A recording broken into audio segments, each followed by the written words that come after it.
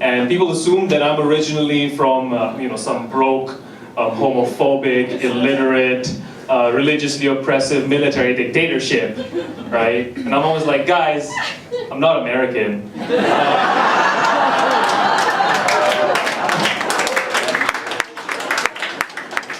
My American friends hate that joke. They're like, you can't say that anymore. We've got a black president, and then last year California allowed gay marriage, so you can't say that. I'm like, fine, I'll retire all my anti-America jokes when the number of states allowing gay marriage outnumber the states allowing incestuous marriage. So that's 4 election cycles, 20 years with this material. They're very slow to react down there, is what I'm trying to tell you. I also actually read a study. That said 1 out of 3 Americans, that's 30% of Americans, are not impressed by the Great Wall of China. 1 out of 3 Americans are not impressed by the Great Wall of China. I think it's because 1 out of 3 Americans are also visible from outer space.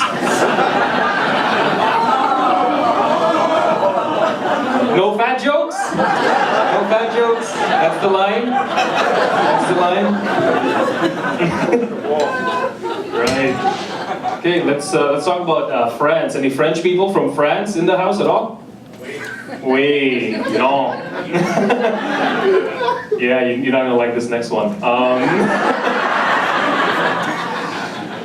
I only say this because I read recently that last year, 2013, was the first time that France legalized gay marriage. It was a complete shock to me because I thought it was always legal there. It's a pretty gay country, right?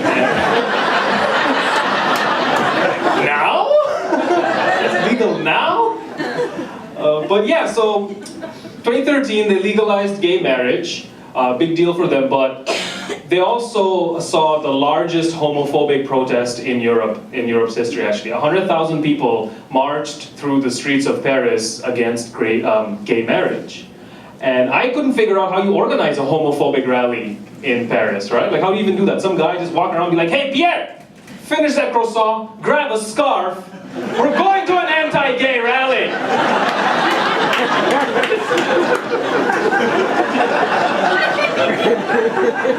Two scarves, it's cold, it's February.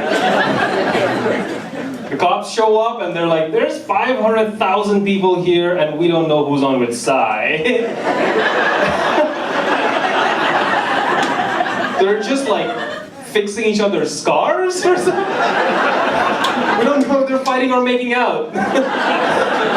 Know your demographics, friends, I'm trying to tell you. But I came to Canada 10 years ago. I was born and raised in the Soviet Union, Russia. So take a second with that one. I know it's hard to believe.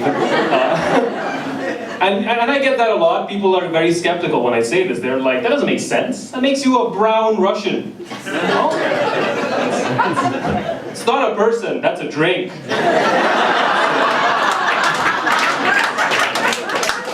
Vodka and hot chocolate.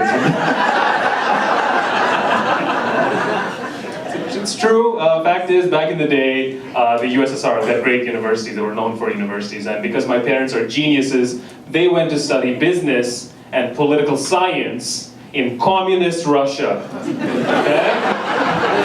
Business and political. It's like going to a fashion school in North Korea.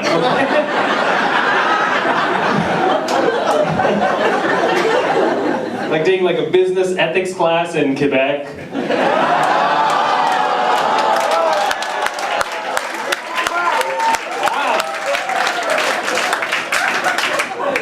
Abstinence seminars in Cornwall. I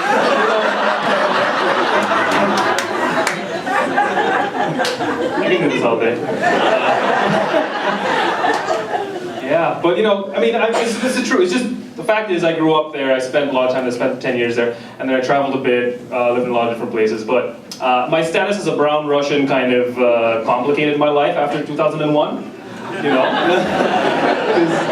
Now, not only was I a young male with brown skin, a beard, and a Muslim name, now I'm possibly an ex-communist spy, or Vladimir Putin's sleeper agent in Toronto. Like, if my life was a movie, it'd be called 10 Things America Hates About You. I'm a supervillain. their two worst fears, old school communism and new wave terrorism, you know? Like with one hand, I'll cripple them with suicide attacks, and then heal them with free healthcare. And just loop that over and over. I hope the CIA isn't listening. This was really well thought out. And that's, by the way, that's the best case scenario. That's assuming. That's assuming that the authorities believe me. When a brown guy hands them a Canadian passport that says he's from Russia. Okay? Looks like the world's worst forgery, hands down. I got my paperwork at a terrorist discount store or something. Someplace called Walmart.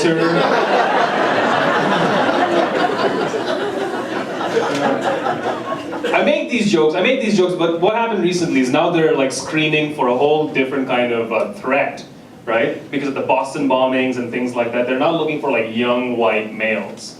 And that's their new like terror screening process. And I don't know if you've noticed, but stand-up comedy is like 90% young white males. So pretty much very soon, every other comedian's gonna have a bit about being harassed by the authorities, right? So I just want you to remember that I was a terror suspect before it became mainstream.